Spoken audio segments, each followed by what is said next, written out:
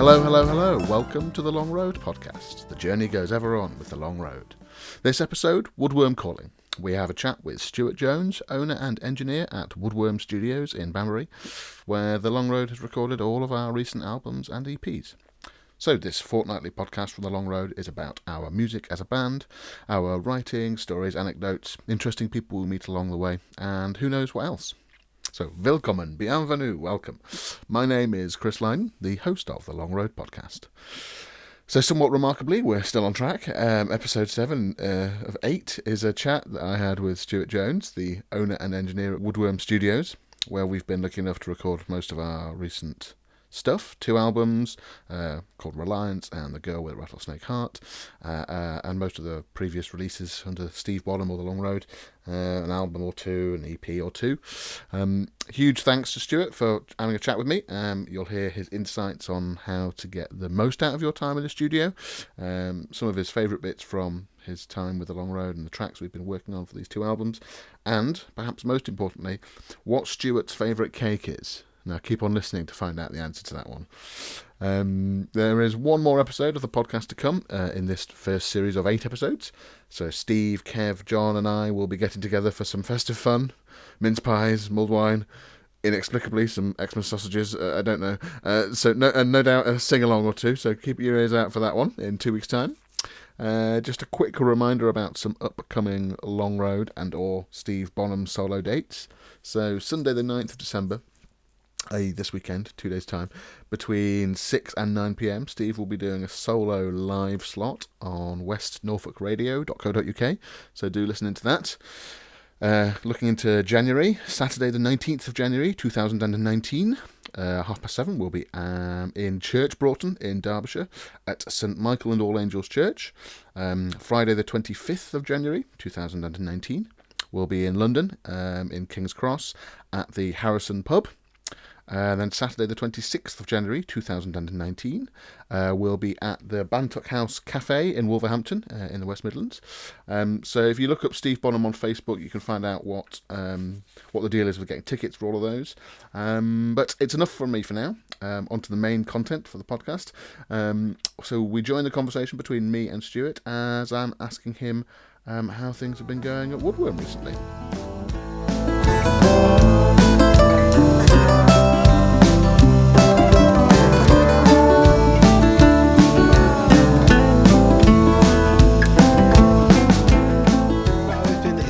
It's been a busy it's been a busy month or 2 actually, which has been nice.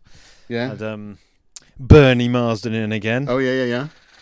I've got another sort of folk band, but they're sort of they say they're youngish, they're in their 30s.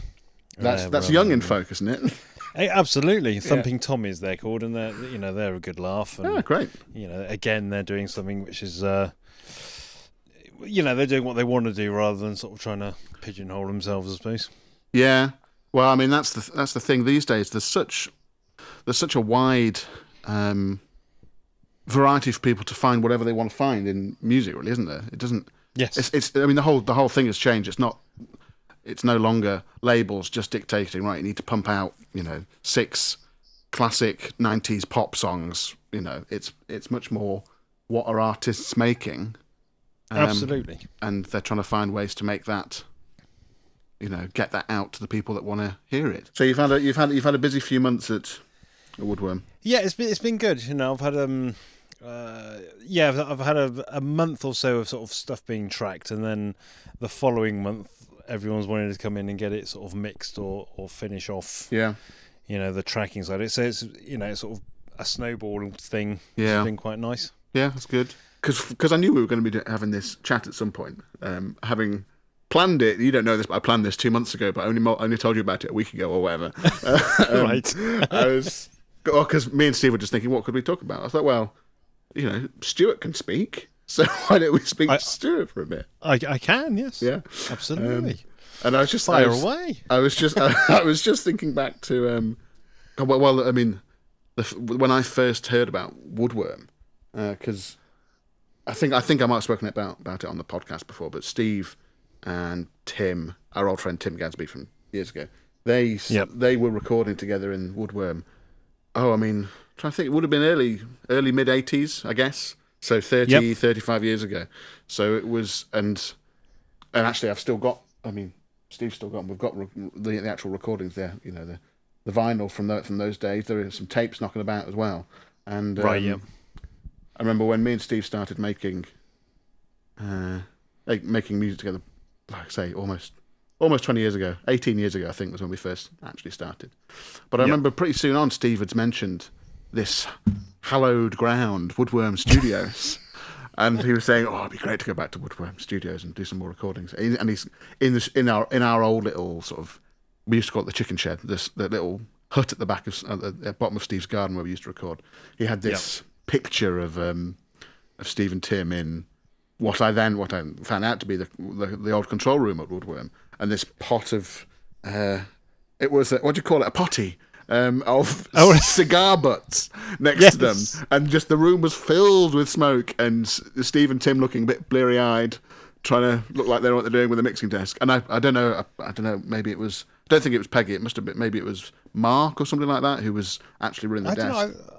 I thought it might have been Peggy, but there again I may be wrong. But yeah, I don't know, but certainly Peggy was involved with their their recordings down there.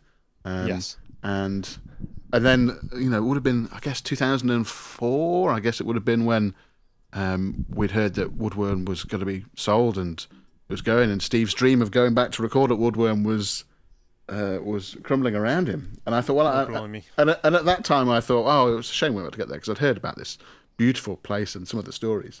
But then I can't, how long have we been coming to you now? I can't remember. Oh my God. It's got to be at least 5 years, I should think. I mean, I took over the place probably about 6 or 7 years ago. Yeah. And I think you or certainly Steve got in touch with me very shortly after I sort of reopened it. After refurbed the place. And and sort of basically made inquiries and made a booking. Yeah. Sort of pretty much then. So yeah, it's been a fair while. You're one of my longest clients, I must admit, here at Woodworm. Well, in terms of spiritual clients, they've been going there for 40 years. I mean, I'm only yes, I've only been going for 5 years, but I feel like I've been going for 15. Sometimes it feels like that. And so how did it come about that you came to own Woodworm then? How did that all? Well, I mean, because I used to do an awful lot of touring and live sound engineering, and I used to do, the balance was more live stuff rather than recording. Yeah. So and then I had my daughter, and I thought, and I was getting more and more work in the States and for longer periods of time. Yeah. And it just got to the point where I didn't want to obviously miss my daughter growing up and just being away in a van for the rest of my life. So I made the jump into sort of concentrating more on the recording, and found this place. Didn't realise it used to be Peggy's place, because the previous owner had got change of use to turn it into a house. Oh God, so really? Oh wow. So yeah, the studio had almost been wiped out of everyone's mind, because obviously it was basically going to become a house, refurbished and get rid of everything. So and then it was only when I actually saw it and realised it could work as a studio and everything else, and obviously it had been a studio, although everything had sort of gone by then. Yeah, so, well, I remember that. I mean, that's one of the things that I remember from back in the day, was when Steve was saying that it was going, that all the bits and bobs were up for sale, and Steve was saying, is there anything we should have a look at getting hold of, rather than it just being put on, I don't know, was eBay around back then? maybe it was, but Yeah, I mean, it was. I think a lot of it was sold on eBay. Yeah. But the fact that all of it got sold meant I had to start again. But I think that's sort of to its benefit, really, because I've been able to sort of modernise it and bring in all sort of I say new gear. A lot of it's modelled on vintage, or is vintage gear, or vintage designs. So like all the outboard stuff is it's been around for decades, and I was able to actually create a studio which fit me, rather than sort of settling for what was, left over. Yeah. And trying to make it work that way. I was able essentially to, somebody else's that you were just having to do with. You could make it your own. I could just customise it to exactly what I wanted, and I wanted to make it a nice studio to complement the room, because it's a great room. Well, exactly. It's a beautiful place, and it's what. If anyone asks me for a recommendation of studios in the UK, I mean, even regardless of where they're from, I say, look, go to Banbury. There's this place called Woodworm, and it's beautiful, and you'll have a great time. And Stuart knows what he's doing, which is always good. It's not, because you'll get some people that will talk the talk, but you actually, if you've got a nice, you've got a beautiful space, great gear, and someone who knows how to use it. Normally, you only get sort of 2 of the 3. Yes. No, absolutely. I mean, at the end of the day, it's there to service the client and their requirements and get the best out of them, and it complements the room well, all the gear, and it's got that vibe, and bands feed off it. I think it's got that historic sort of.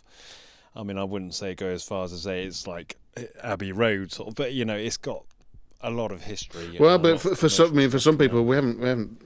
We talked about Peggy, but Fairport Convention, they're still a big name in the industry, aren't they? So some people would say that as much as Abbey Road might be the Beatles and all that stuff, but for Woodworm for Fairports, they're still going today, aren't they? Somehow, absolutely, and obviously Jethro Tull as well, because he recorded here quite a lot when Peggy was in charge. So and obviously Fairport still they're still coming back, and they still use the place to this day. Sort of recording albums. I think the last 2 albums were done here, and they were always back rehearsing stuff like that for their tours and Cropredy. So yes, they've been great. They've really supported me, and they really want to see the studio succeed, because obviously it's something they've built up, and I think they're quite chuffed that someone's taken it on and wants to carry it on. Although I didn't know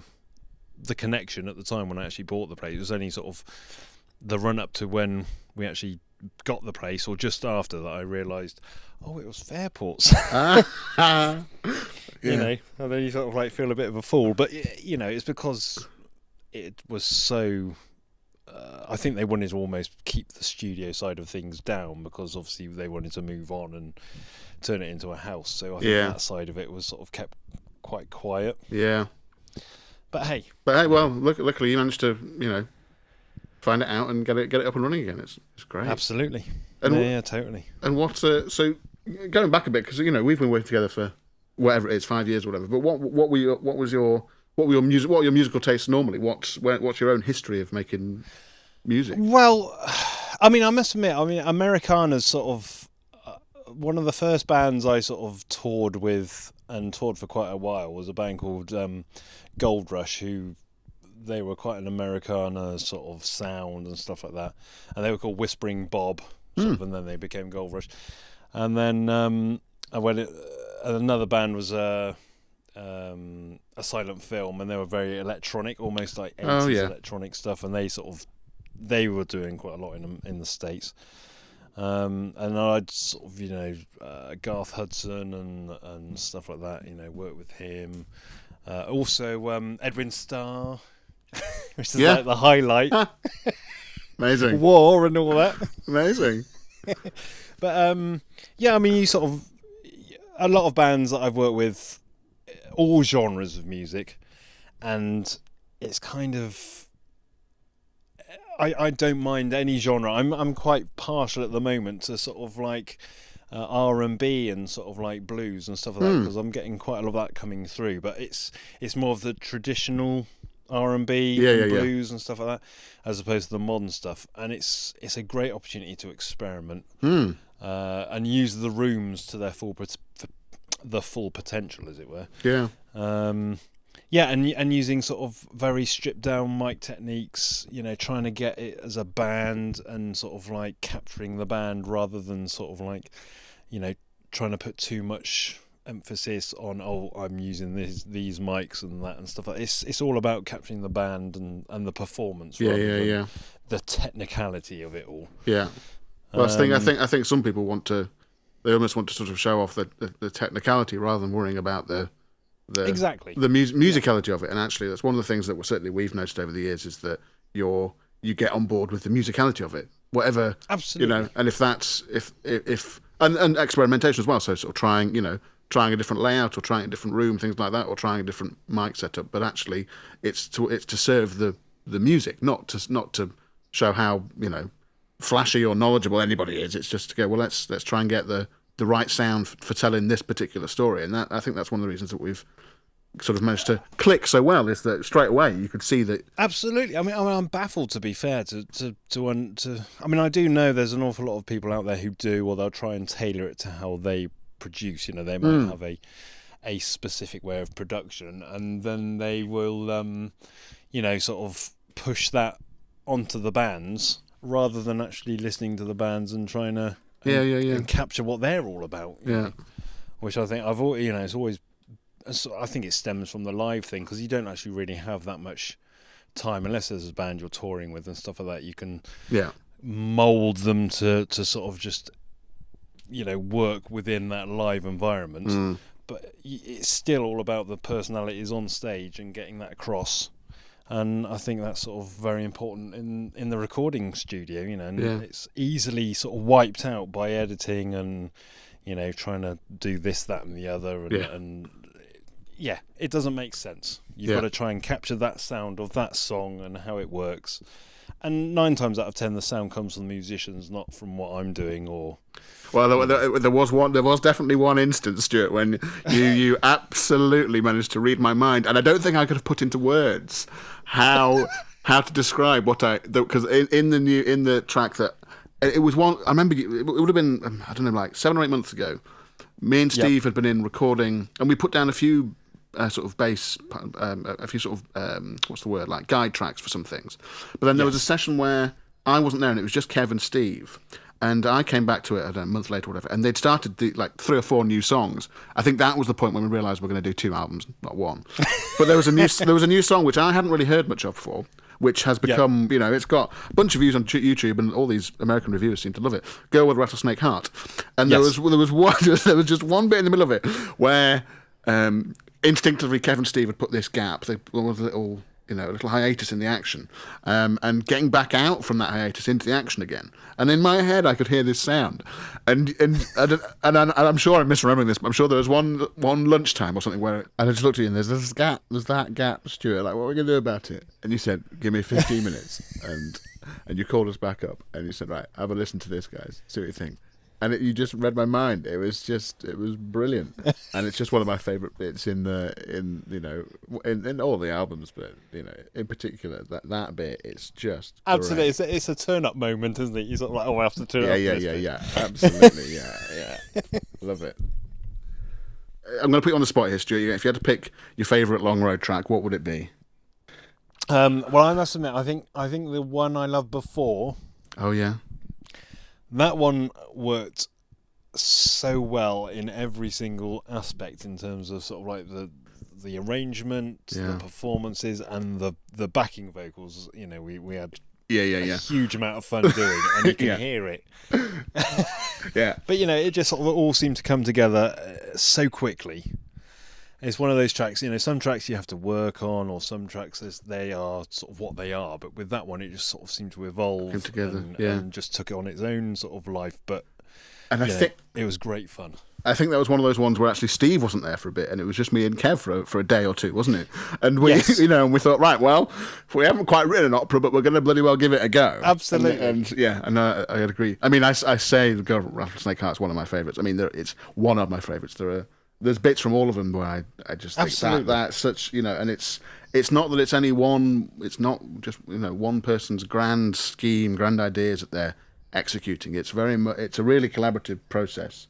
And for all of us, and there's always these jokes about being the 5th Beatle. I think, Stuart, you'd be the 5th Long Road member, without a shadow of a doubt. You're up there. When it comes to mixing and stuff, it's a very musical thing. Yeah. And you've got to move faders, and you've got to get it sort of to work. And you've got to have a feel for stuff. You can't, as much as you can read books about mixing and read all the articles on the internet, you still got to have a sense of the the storytelling and the emotion behind it. You can't just, Absolutely. you can't just push buttons and hope that you can't just tell Pro Tools or whatever, right, make this sound good. You got to, you got to know what you're doing. Absolutely. Well, I think sometimes, in some respects, it's a good engineer knows how to get a good sound, and knows how to sort of the gear and equipment to be able to achieve it. And I think really good engineers are the ones who know when not to use it. Do you know what I mean? They just allow the band to just play, and that sound to come through without sort of trying to have too much influence on it, or having the confidence to just let it happen. Do you know what I mean? Yeah. Thinking back to our good friend Kev. Now, because when I mentioned we were hoping to have this chat for the podcast, he sent me two very specific questions for you. So I'm gonna read out the first. I've got it written down here. I'm going to read out the first one for you, and hopefully you'll have an answer for me. So.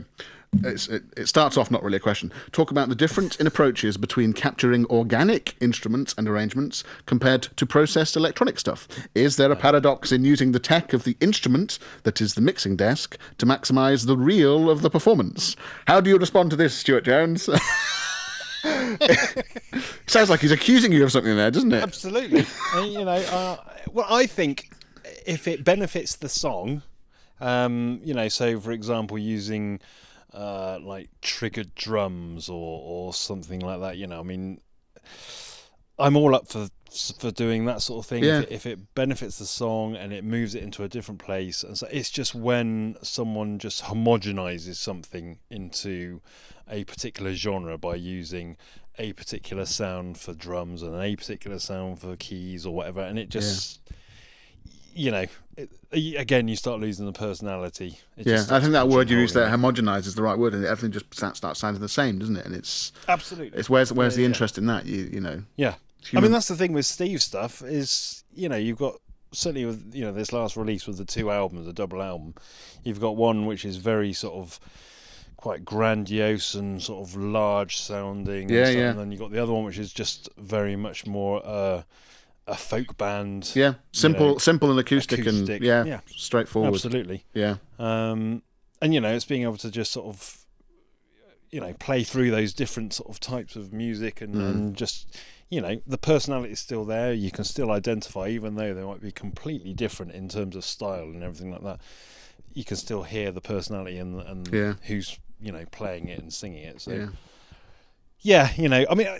Making electronic music and stuff like that sort of more human, I suppose. It's down to just, I think, it's always down, I think, almost to just the vocals, the top line, getting that to work. It doesn't matter what they're singing to. Yeah. As long as it's got that emotional content from the vocals. Yeah. That's what matters, And on to that answers that. Yeah, I'm sure it will. I mean, Kev will be listening intensely and will be writing down every word, I'm sure. That leads us on to Kev's very specific second question, which now I think about it, is actually it all makes sense, because a feature of our time at Woodworm certainly has been, as Kev puts it, the tray of comestibles. The ever replenishing tray of normally McVitie's Gold biscuits, and not much else really. I suppose continuous flow of tea, but absolutely tea and McVitie's Gold, perhaps a penguin or a oh God, what's the other one? Kit Kat. They were sometimes on there. Oh yeah, Kit Kat. Mainly McVitie's Gold, but Kev's main. Now this is the whole. This is going to be held up as the centre of a journalistic foray here. Is, what's your favourite sort of cake? Oh. I've got two. You've got two. You can have two. That's fine. I've got two. Yeah. One I can eat, and the other one I don't think anyone's allowed to eat anymore. I think it's been outlawed. Right. So the first one is, I do like a good fruit cake. Yeah. Especially came up to Christmas. Yeah, 'tis the season. Money. But the other one is lardy cake. Oh my God! It's basically just butter, isn't it? Yes, it's butter with some currants in it. Yeah, exactly. Well, I could get on board with that. I think lardy cake's definitely still a thing. You can get hold of that. It's awesome stuff. Yeah. Now, here's a chance for you to, if you want to plug your studio, plug your work. Okay, yeah. And if you had, if you had top three tips for people if they were going to come into the studio, either Right. your studio or particular or any studio, what would your top three tips be for getting the best out of your time in a studio? Wow. Well, I think the first one's pretty obvious, and that's to rehearse and be prepared. Yeah. And that's not like taking a day or a couple of days before you go into recording and just play through them and say, oh, that's good enough. I think you've got to, unless you know everyone else's parts, and almost to the point of playing it, I hate to say to the point of being, boredom, but it's got to be to the point where you're able to anticipate everyone else's parts and stuff like that. Yeah. Then you're sort of ready to go into the studio, because as soon as the red light goes on, people get, they can get a bit nervous and stuff like that, which is, you're not playing, well, unless you go to a studio which is equipped with tape machines, you're not paying for tape. Yeah. There's no reason to feel nervous, because, you sort of relax into it, and, that's the best way to get the takes. But I think if you're not prepared, then that's just going to make things that much worse. You're never going to settle in, and so you can never be more, too rehearsed. I mean, back in the day, people, certain bands would have been out 200, 300, 250 dates a year, on tours, and they had all that time to write and sort of perform their tracks. And this is why people say, well, such and such went into the studio and they recorded an album in a week or whatever. Yeah. Yes, but that's because they were doing it day in, day out. Yeah. And it makes a big difference, because I know it's difficult now for a lot of bands. They have to hold down jobs. You don't have the advances and the money and stuff like that from record labels anymore. So rehearsing and gigging is quite an ordeal to organise and stuff like that, around all the other commitments. So rehearsing and obviously getting out and playing the stuff live to make sure that people how they react to it, whether they like it or don't like it. Some of the tracks that people come in here and say, we're not sure about this one, they can sometimes be the one that everyone loves. Yeah. You never know sometimes. That's the thing, isn't it? Exactly. Yeah. So I suppose that's important, being prepared. I mean, I would say that's 1, 2, and 3, but yeah. It probably does cover it, doesn't it? Because that's it's such an integral part of it that people could piss away thousands of pounds on studio time and still not get a good product out of it if they're pumping in. As an old friend of mine would say, garbage in, garbage out. Yes, absolutely. Yeah. I mean, you can't polish a turd, as I say, but you can sprinkle it in glitter. Yeah. And you've got some wonderful glitter machines down there, Stuart. as well, we know. Right, go on. Tell everyone your website and all that stuff. How, if they want to come and have a great few days recording at Woodworm, what do they do?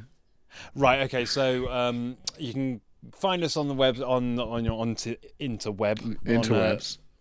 Woodworm Studios .co.uk. Or email me on info@woodwormstudios.co.uk, and do get in touch. We can cater for most, if not all, sort of like bands, and we've got accommodation, so people can obviously stay. So if distance, I have to say that is one of the great charms of Woodworm Studios, is that the accommodation is right next door.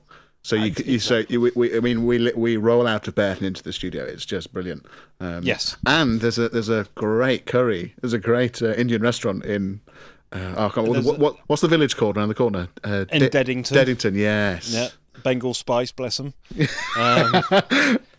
And we've also got the pub up the road, which is does food and they've got B&B and stuff like that. So if you've got a few people to come down, because obviously we can accommodate for sort of 6 or 7 people tops, but if you've got more people, then there's plenty of B&Bs around the place and accommodation. So we can normally, I haven't had a problem yet with accommodating people and stuff like that. Yeah. Well, like I say, from our point of view, Woodworm comes highly recommended to anybody who cares to listen, and occasionally sometimes people that don't care to listen as well. Oh, thank you very much. And I don't know when our next album's going to be recorded there, but knowing us, it won't be too long. I've got a feeling, and I'd imagine it'll be a triple album, this one, won't it? Yeah.